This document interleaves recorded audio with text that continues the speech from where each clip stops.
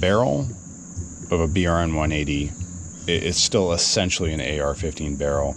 It has the same 13/16 threads, but it doesn't have a standard AR-15 barrel extension.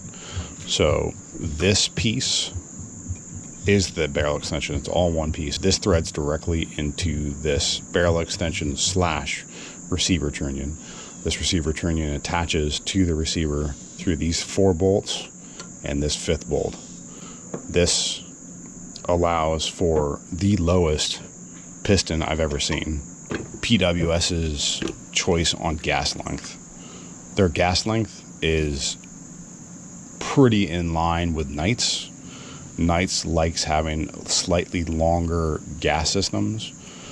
The carbine length gas system that they have on their 10-inch is in between a normal carbine length and a mid-length.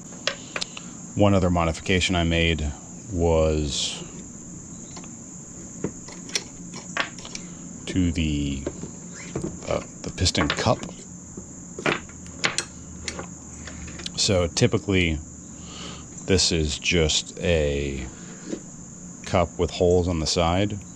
This has a sleeve pressed down around it, and you can see there's channels in the sleeve which push the gas this way. So there's still the holes in this inner tube, and then there's a channel that goes all the way around those holes, and then they can vent out the front. What that does is when the piston fires, all the gas is going this way instead of out like here. It keeps the handguard a little bit cooler.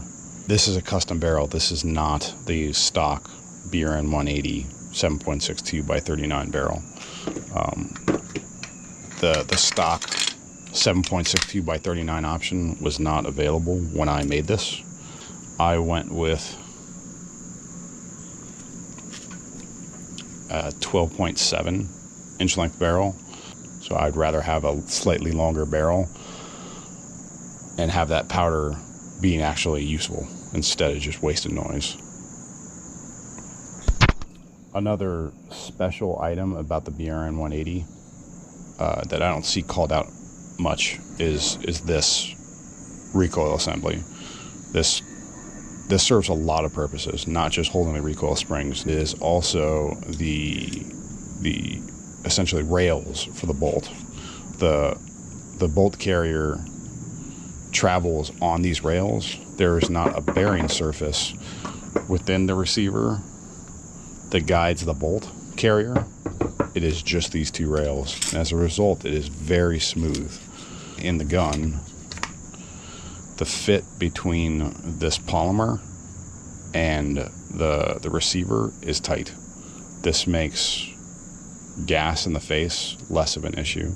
Tuning the gun helps a lot. I run this 100% suppressed, so the gas hole for the gas block is drilled specifically to only run with a can. It needs at least a K-size can for this to cycle. That'll reduce wear on parts, and it'll reduce gas being pushed back into action. Even when I leave the setting as is and put a larger can, all the gas is coming out here as opposed to back here by my face. One other modification I did was for the mag latch.